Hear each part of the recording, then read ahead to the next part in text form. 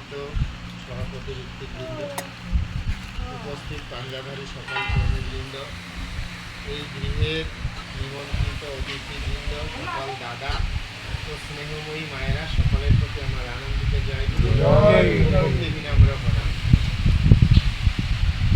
আসলে এতক্ষণ আমরা কীর্তন অনেক আলোচনা শুনলাম। আলোচনার এই শেষ পর্যায়ে আমি আসলে মুখ্য বিষয়ের উপর কিছু কথা বলতে চাই, যেগুলো আসলে আমাদের মানব জন্মের জন্য প্রয়োজন। ইতিপূর্বেই মামার একটা সূত্রকে ধরে আমি বাকি কথাগুলো বলার চেষ্টা করব। তো আমরা এই যে মানব জন্ম পেয়েছি, প্রত্যেকটা মূল যে বিষয় হচ্ছে সংস্কার। সংস্কারিত হয়ে যদি আমরা আমাদের এই জন্মটাকে সার্থক করি, তবে আমাদের জন্ম সার্থক। তো এখন এই সংস্কারগুলো কিভাবে হয় এ সম্পর্কে ইতিপূর্বে আমরা অনেক কথা শুনেছি, আমরা শাস্ত্রীয় গ্রন্থাদিও জানি, আর এই অনুষ্ঠানেও শ্রবণ করেছি। তারপরেও কিন্তু এই কথাগুলো আমাদের হয়তো মন স্মরণ থেকে অনেক সময় হারিয়ে যায়। আবার অনেক সময় আমরা ইচ্ছা অনিচ্ছা সত্ত্বেও এই অনুষ্ঠানগুলো থেকে বিরত থাকি। তো আজকের যে মূল বিষয় হচ্ছে সাতভক্ষণ। এই সাতভক্ষণ অনুষ্ঠানটি দশবিধ সংস্কারের এক। দশবিধ সংস্কারটা কি এ সম্পর্কে বলি। আসলে দশবিধ সংস্কার মানে 10টা সংস্কার। 10টা সংস্কার। এই 10টা সংস্কার কার জন্য? শুধুমাত্র মানুষের জন্য এই 10টা সংস্কার। ঋষিরা গবেষণা করে দেখেছেন যে একটা মানুষ যদি প্রকৃত মানুষ রূপে তৈরি করা যায়, তাহলে এই 10টি সংস্কার যথাযথভাবে প্রতিপালন করতে হবে। যার জীবনে এই 10টি সংস্কার যথাযথ প্রতিপালিত হয়েছে, তিনি প্রকৃত মানুষ রূপে আমাদের এই পৃথিবীতে সংস্কারিত হবে। এর প্রথম সংস্কার কোনটি? প্রথম সংস্কার হচ্ছে গর্ভাধান, দ্বিতীয় সংস্কার হচ্ছে পুংসবন, তৃতীয় সংস্কার হচ্ছে সীমান্তোন্নয়ন, চতুর্থ সংস্কার হচ্ছে জাতকর্ম, পঞ্চম সংস্কার হচ্ছে নামকরণ, ষষ্ঠ সংস্কার হচ্ছে অন্নপ্রাশন, সপ্তম সংস্কার হচ্ছে চূড়াকরণ, অষ্টম সংস্কার হচ্ছে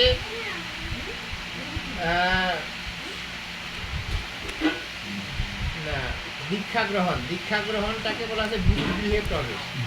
হ্যাঁ, তারপরেটা হচ্ছে সমাবর্তন, আর তারপরে হচ্ছে বিবাহ। তাহলে উপনয়ন, ওই যে গুরুগৃহে প্রবেশ মানে হচ্ছে উপনয়ন। উপনয়নটাকে গুরুগৃহে প্রবেশ, তারপরে সমাবর্তন, তারপরে বিবাহ। এই 10টা মূলত সংস্কার। আমরা আজকে যে অবস্থায় এখানে দাঁড়িয়ে আছি, আজকের এই সংস্কারটা হচ্ছে দশবিধ সংস্কারের আসলে তৃতীয় সংস্কার। দুইটা সংস্কার হয়ে গেছে। এই দুইটা সংস্কার কি কি সংস্কার হয়ে গেছে সে বিষয়ে একটু জানি। প্রথমে হচ্ছে গর্ভাধান সংস্কারটা হয়েছে, আর পুংসবন সংস্কারটা। এখন এই গর্ভাধান আর পুংসবন সম্পর্কে আমরা যারা জানি না, তাদের একটু জানার প্রয়োজন। আসলে গর্ভাধানটা কি?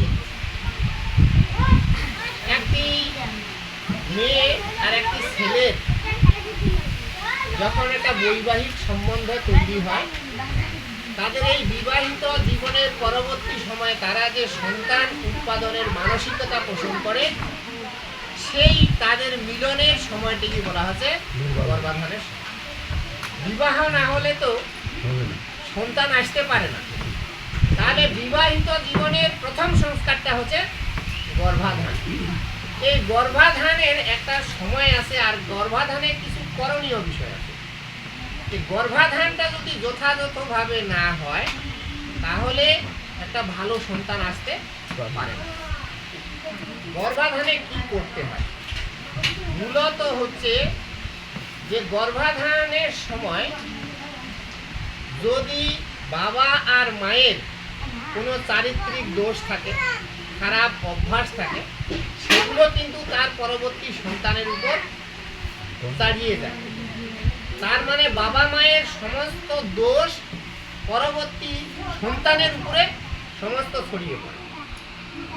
এই জন্যে এই দোষগুলো থেকে, কারণ বাবা আর মায়ের মিলনের মধ্য দিয়ে 6টি কোষ কলার সমন্বয়ে এই গর্ভাধান সম্পন্ন হয়। 6টা কি কি? বাবার কাছ থেকে পায় অস্থি, মজ্জা আর হাড়, আর মায়ের কাছ থেকে পায় রক্ত, মাংস, ত্বক। 3 6টা। মায়ের 3টা কোষ, বাবার 3টা কোষ। এই 6 কোষের সমন্বয়ে এই সন্তানের জন্ম। তো যদি মায়ের চরিত্রে খারাপ দোষ থাকে, বাবার চরিত্রে খারাপ দোষ থাকে, তাহলে এই দোষগুলো ওই পরবর্তী ওই গর্ভাধানের সময় সন্তানের মধ্যে প্রবেশ করে। ফলে যাতে বাবা মায়ের দোষগুলো সন্তানের ছাড়িয়ে না যায়, সন্তান যাতে সুস্থ, সুন্দর এবং সাত্ত্বিক মনোভাবাপন্ন হয়, বাবা মায়ের পশুবৃত্তি সম্পন্ন চারিত্রিক মানসিকতা যাতে সন্তানের উপর চালাতে না পারে, সেজন্য এই সময় বাবা মাকে